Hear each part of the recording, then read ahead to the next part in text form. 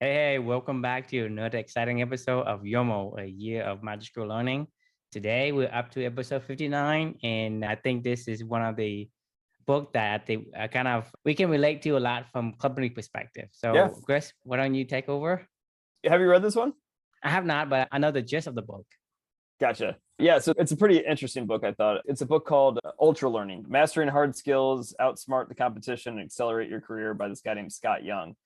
This dude, I can't remember the exact, I think he learned like 4 new foreign languages to a level of fluency in like a year or something like that. He spent like 4 months in like multiple different countries, and he wouldn't leave until he had mastered, like, he could be technically called fluent. I think he actually graduated with like some like advanced degree in like a really hard field from some college without ever going to the college. He just passed all the tests and passed out of this stuff. This guy calls his methodology ultra learning. So it's like being able to immerse yourself in something new, really absorb it all, get the coaching, deliberate practice, all these things, and get up to a proficiency level where you could be deemed proficient in a new skill in a rapid time frame, basically. So that's the concept of this book. It's called Ultra Learning, right?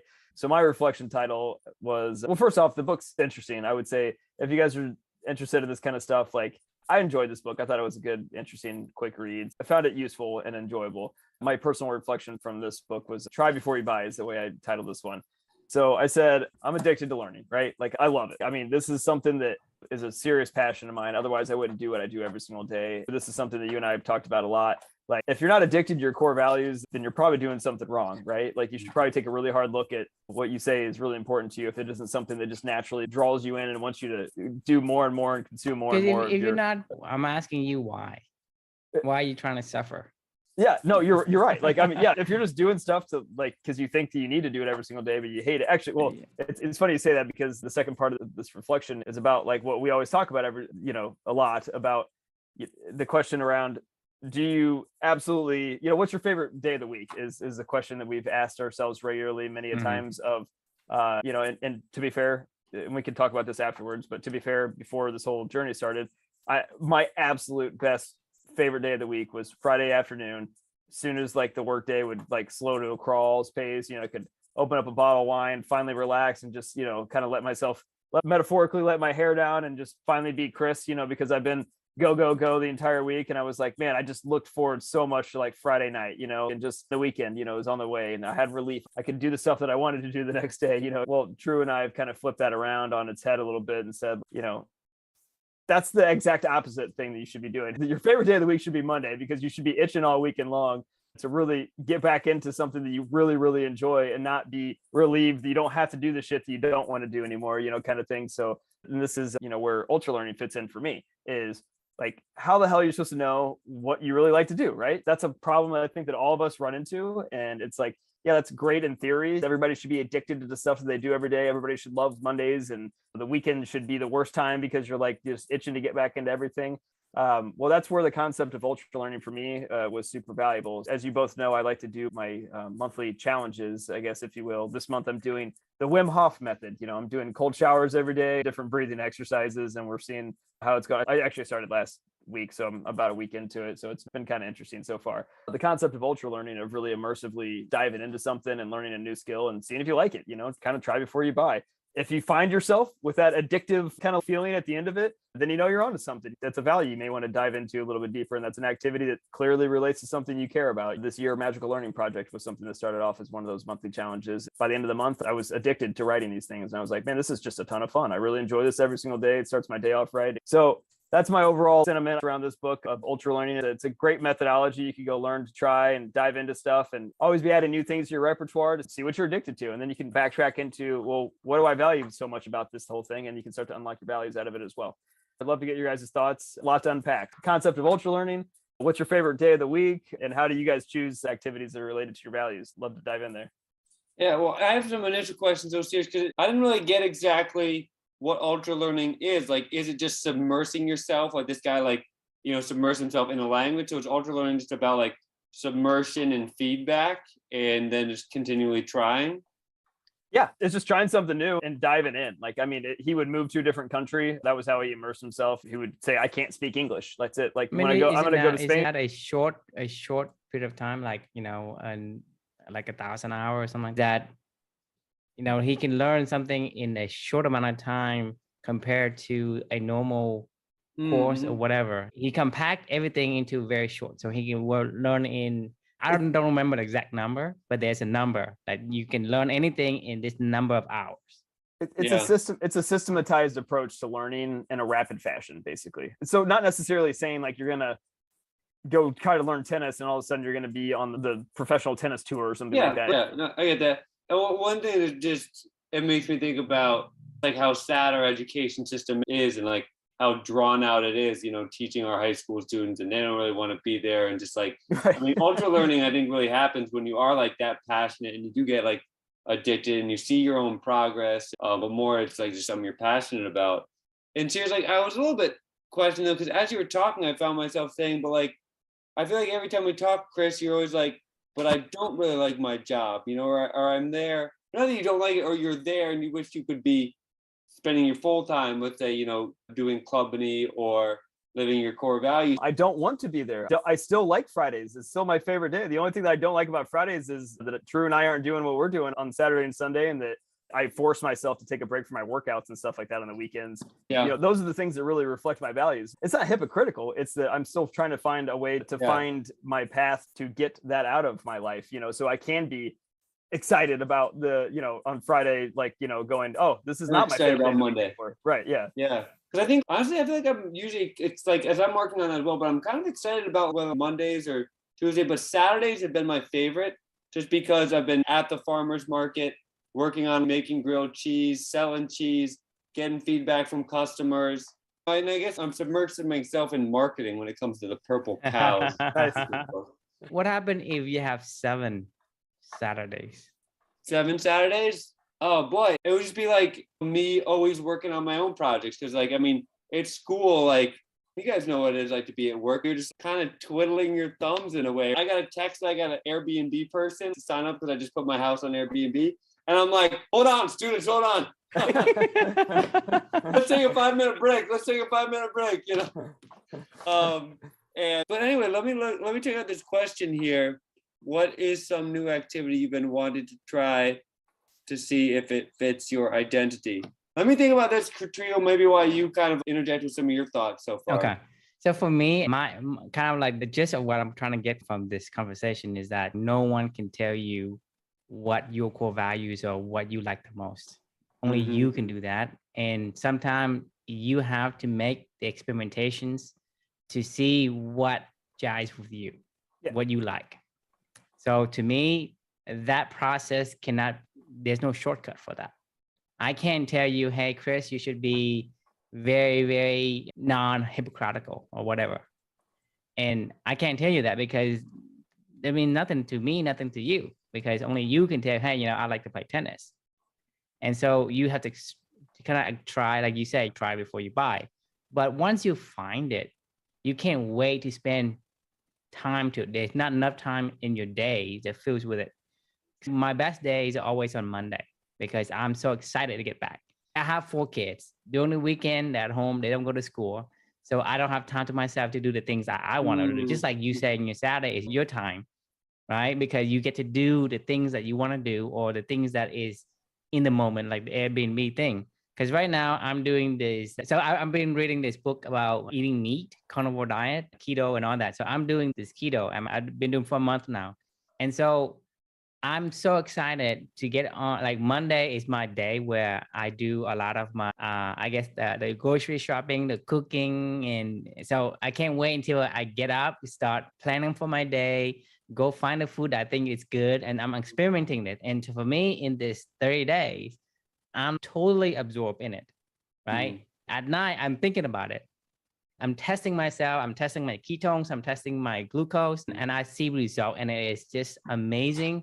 And I'm so like, I got my keto mojo. Yeah. So I get the keto track. It's about the progress I'm making, right? And to me, getting to, before that, I didn't know, but now that I'm into it, I feel like there's different changes that I've seen. And like I said, because it's something that I'm so involved in, I can't wait until Monday because Monday is when my kids go to school. I have the time to do the cooking, the preparation, the exercise, whatever it is that the keto is, and I'm journaling my every measurements and activities I do, what I eat and everything. And so for me, that's like an outer learning, just because I'm consumed 100% of my time on it. And because I'm also doing evidence-based research, because I'm taking the books I've read and I'm experimenting on it and trying to confirm whether or not these things actually does what they claim to do. So not only that, right, I'm doing the evidence-based. That means that, is it working for me? And with that, right, you think about it, by the time I'm 3 months in, I'm pretty much pretty sufficient of telling you what is good and what isn't. Oh, this one does this to your body. This one does this much. That one does that much, right? But the thing is, I'm so soaked into this thing that that's all I do every day. And I can't wait to get back to it. So what's the value? What's the value that you're enjoying out of it? I'm guessing here's why I'm asking this. Yeah. Okay. So the question is, what's the value? The value is, for me, it aligns me with my health, right? Health to me is first and foremost. So for me, my health like order is, you got to have physical health that gives you mental health, that gives you financial health. Because if you're not physical, you cannot be mentally clear. You're not mentally clear, there's no way you can think clearly and make good decisions, right? And so for me, that's there. So when I'm doing because, for me, like, I can't sleep, I'm getting older. I can't sleep. I toss and turn all night, right? I have diabetes, right? And that thing is just causing wreckage on my body and on my mind, because I can't sleep. If your body keeps constantly tugging at you for whatever reason, you just can't sleep. If you can't sleep, how can you recuperate? How can you recover? And how can you think clearly at your best? Wait, is that for real? You have diabetes and you can't sleep well? Yes. It gets worse and worse, because when you get diabetes, you have a symptom called restless leg syndrome. By the name of it, you know what it means. It's just achy. It won't let you at peace. So you can't sleep if that's the case. And then you're constantly trying to maintain the sugar levels, and it doesn't work. It doesn't work at all, because it's the delay. There's a 15-minute delay, then an hour delay. So there's some food that goes up instantly. There's some food that takes a while, but unless you have continuous glucose monitoring, which is real expensive, you just can't measure it. The diet I'm doing, it's like the moment I start the diet, no more medications, it just goes down directly. That's great. That is awesome. And now it's not like my blood sugar is better than a normal person. Good. So to me, it aligns along with my core values of how do I maintain my health first before I do anything else. This thing, it seems to be making a lot of difference. Regardless of what people say, either I'm gonna have a terrible life, or I do this thing, which is going the opposite way. I love that. That is a perfect example of ultra learning. Honestly, it is ultra learning for values, right? Like, you clearly found an alignment between this is important for what I'm doing with what I say is important, which is kind of my point of the reflection in general. Like, that's how you discover. Actually, here's a question for you. What comes first? Is it the activity or the value? Like, do you say, like, I value this? I always so value. It's not activity. Activity is support of the value, because without the value of, hey, I want to have a healthy body, why do I do this diet? Why do I try that diet? Doesn't mean you're not going to be excited about it. I could see it being the other way too, because like when I try out just random stuff, like like the Wim Hof method, like I mean, what's the value? I don't know yet. I thought challenge is one of your values. Exactly. The activity that I'm doing is related to the value. I think it has to be value of some sort. Yeah, I think that, like, we get into these episodes of, let's say, wanting to learn something, and I do think they are linked to our values. But it also takes confidence, self-confidence, to maintain those values and maintain that, like, intensity to keep wanting to learn. And I think that's something that not necessarily all people have, and I think it's important to cultivate so that you can continually learn, like, let's say, one thing. But there's something that I read the other day or heard that I kind of think it's true. Like, people don't like to do things for necessarily, like, a really long time. Like, it's not in our nature to, like, want to do something for, like, maybe 10, 15 years. Like, we kind of are, like, more like these sprint learners almost, whether, like, submerge ourselves in this, for like, 30 days or a year or 2 years, and I don't know if that's true or not, but I do see a little bit of truth in that. And I've been trying to think about actually my business for the future, how people sometimes have the idea, the allure idea, oh, I want to be a cheesemaker. That'd be so amazing to make cheese. And it's like, so if I could end up creating a system where, let's say, well, sure, you can be a cheesemaker, but you can just do it for a year or two. And there's like no commitment. You don't have to invest all the time and money and equipment. But really, or let's say a farmer, let's say you want to be a dairy farmer. So if I could create sort of a framework where people can come do it and experience and then move on. Because it's like the same thing, like I wanted to be a teacher. Now I'm like, I'm done being a teacher, so that's awesome. It's a try before you buy concept. That's an amazing idea. First off, because you could get free labor of people that you can go exactly. train. You get free cheap labor. Yeah. Well, no, but that's what a lot of these apprenticeship programs used to be back in forever and in perpetuity. It's like, I'm not going to pay. You're going to go understudy with somebody that loves it every single day. And then like you get to learn. And if you become good at it and it's something that aligns to what you care about as well, then keep going. If you don't, you got a great experience and you can go keep building your range and finding what that is. To your point, there's a book that we already did toward the beginning of this called When. It's like the science of timing in life and stuff like that. And you're totally right. I feel it too, man. Like about every 2 years, every 3 years. I mean, I've stayed at multiple companies way longer than that, but like, I feel it. I got to get out of this job after 3 years. It's like, I need a new challenge, something to stimulate me, to perk me up again, to keep me going in this kind of a role. So Drew and I had talked about with Clubany in the future at some point in time, every 2 years, we want to make every single person take a sabbatical for like 3 months, go do an Ultralearning thing of a new activity or whatever it may be within the business that needs to be filled, and have them go figure out if they like it or not, and then jump into that afterwards, because like just keep refining your skills and building them and challenging yourself. I agree with you. I think that is a human nature side effect of every few years needing a new challenge. Because the thing is, sometimes it takes a while for you to determine whether or not you like it. Because you can say, hey, the thought of become a cheesemaker sounds really cool and I can imagine it, but there's other things that goes into that, and it may take maybe a year for you to figure it out. But to become a cheesemaker, you have to put in a lot of capital up front to become a cheesemaker, and that is difficult. So if you can imagine, you say, well, how about buying fractional? Buying a fractional part of rent a stall, rent a cow, rent something among a group of people and have at it and become a cheesemaker with a very, very low entry. So that's a great idea. And see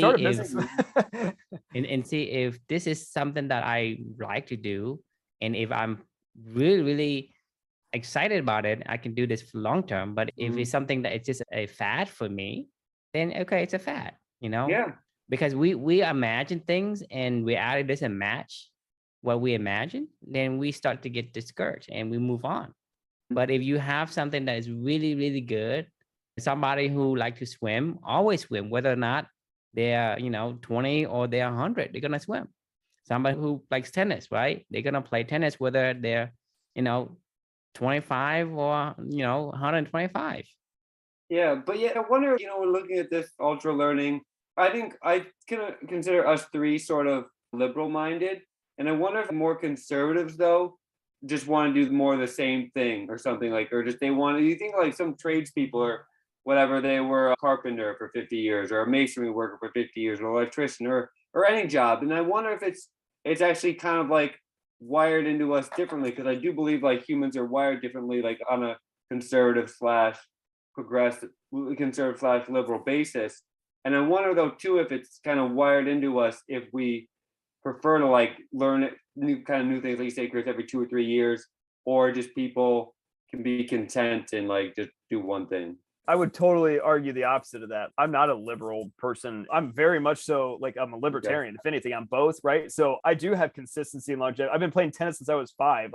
That's true. I have the same best friends that I've had since I was like, the first day that I met him in grade school. That doesn't mean I don't like meeting new people though. That doesn't mean that I don't like trying new things. That doesn't mean I don't mind doing a Wim Hof method, thing for 30 days and see if I like it or not, right? Yeah. That's the whole beauty for me of living my values, is it allows me to, my natural instinct is to do the same thing over and over again, right? And to embrace the suck, if you will. Like before Amelia, it was do the shit that I hate the most, kind of thing was my motto. Like just get it done. And then realize that wasn't what I want to do with my life. So like now it's a much more balanced approach of like, trying new things out while I'm still doing the stuff that I love. This is why I was saying, the try before you buy model is why I really like the Ultralearning thing. Like, I love wine. I would love to open up a vineyard someday or something like that. Like, I would love to go understudy with a vineyard person, a owner or somebody that is like a master winemaker or whatever it may be, and figure out if this is really something I actually really, really like. And if it does align to my values.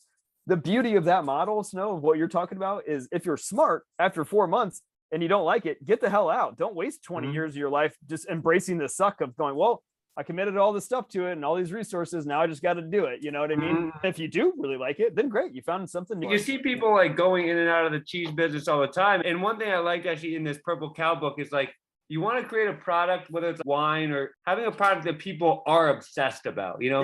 And I think cheese is one of those products that people are like obsessed about, like, oh man, I had the best cheese over in Italy or France, yada, yada, and they'll search it out. So I think cheese is a unique thing that I can kind of milk that cow, let's say. Yeah. But I think wine is the same thing as well.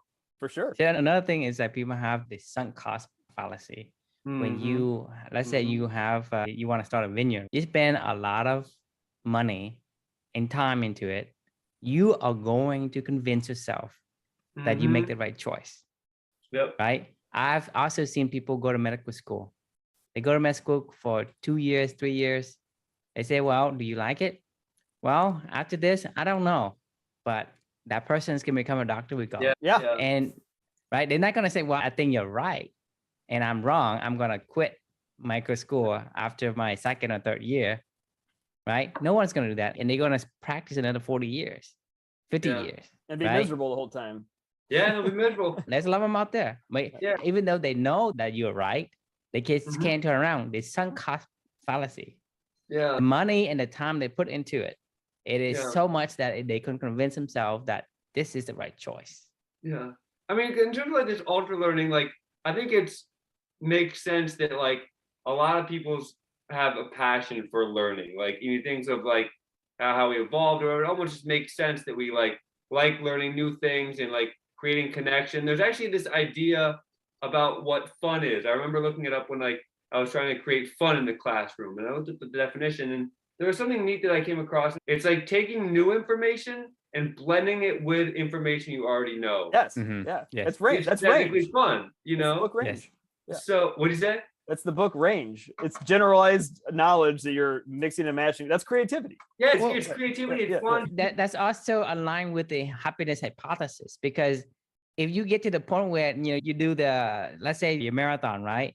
You get to the end, right? Well, it's there, you're nothing. But if you progressing, Exactly. that makes it so exciting. It's like, let's say for me, I'm better at my health right now. I'm so excited right now, right? Yeah. I'm excited tomorrow, excited. But by the time I get to the point where I have perfect health, like, okay, cool, I have perfect health. And there's nothing more to it. There'll be more to it though, and that's why I think like the Stoics or kind of we're on this quest. Like, I mean, values are eternal though, and I've been thinking about myself though, like maybe sometimes getting overwhelmed by a value at some point, like, oh, let's say I'm adventurous. How can I be more adventurous or more healthy? There is no status, no stake in the ground of health or adventure or joy. It's really just like us reaching for something, and sort of that Sisyphus model. And I think like this whole thing about happiness is we want to do what we want, I think. And like, I don't know, I think I've just been coming more like a guy once said to me years ago, or I remember him saying that like, you want to do something, do it. No wish. And like, this has been good for me to realize this, like, not realize this, but like think about it more, because I am someone who like cares about sometimes what people care about my behavior. So I need to like get over the fact that sometimes people are not going to appreciate my behavior or think that I'm doing something that isn't great. But that could be just what they're going through, Right. Now, I don't need to take on their emotional package and like, hey, I know what I'm doing is great, or other people support me, and to not realize that you like can't please everybody. A lot of people are sometimes just dealing with like their own shit. This is exactly why we were talking about Fridays versus Mondays, or the weekends versus Mondays. If you like something, you're going to want to do it as much as you can do it. Who gives a shit what anybody else thinks at that point in time? You just like, I just want to keep going. I don't want to stop on Saturday. I want to keep rocking and rolling, you know? And that's when you know Mondays are your favorite days. When you have to force yourself to stop and to take a break for balance sake and say, adventure is great. I'm so excited to do all this stuff, but I need to take a day off and rest here just because I'm just too into this. You know what I mean? That's when you know that you're onto something, which is, who gives a shit? Do what you like. Like you said, do the stuff that you want to do with the people you want to do it with, how you want to do it, and for who you want to do it for, right? Like that's what matters, right? And if you do more of that, you'll be happy. Yeah, and I think a lot of learning is personal too. You know, I think we all know what we want to learn for, and I don't think there needs to be an explanation about why. I just want to learn the shit, you know? I don't know why I'm reading the Wim Hof method. Like, I mean, I have no idea. Like, it sounded interesting. If you wanted to like psychoanalyze how I got to this point in time, I think endure is one of my core values. So probably trying to explore, you know, like something that my daughter went through and how that kind of comes about. I'm finishing up this book, Into Thin Air, right now, the John Krakauer book that, you know, about the Everest disaster. Oh, I didn't read the Into Thin Air one. It's about him climbing Everest. I read Into the Wild and I love that. Yeah, dude, this Into the Wild is tame compared to this Into Thin Air book because it's like, it's just so sad. Like, I don't understand. I'm trying to understand why people would put themselves through that experience of climbing Everest and seeing 80 of your friends die. You know what I mean? Like, I just don't even, I don't know. It's tough to hear this whole story. But anyway, we're sidetracked. I don't know why I'm doing these things, but I do it and I like it. And I keep. It have to be a direct why. It's going to be a indirect, subconscious. It will surface one day. Mm-hmm. Yeah. What were you going to say, Snow? No, I was going to say, but that's like, yeah, like people can want like questions like, oh, why are you doing that? Do we have to answer to people? Do you know why? Yeah, I mean, I guess, and guys, this all just stems from my relationship with my brother about like, you know, his frustrations with kind of what I've done with the farm, or, you know, or my interactions with him. So there's always like kind of that chip on my shoulder, or just like, you know, almost like in the back of my head. But for good though, too, for good. Yeah. Yeah. Let's wrap it up for everybody listening in. The question you guys can think about is, what's some activity you've been wanting to try on to see if it fits your identity? And, you know, check it out, try it out, do some ultra learning, and let us know how it goes. Yeah.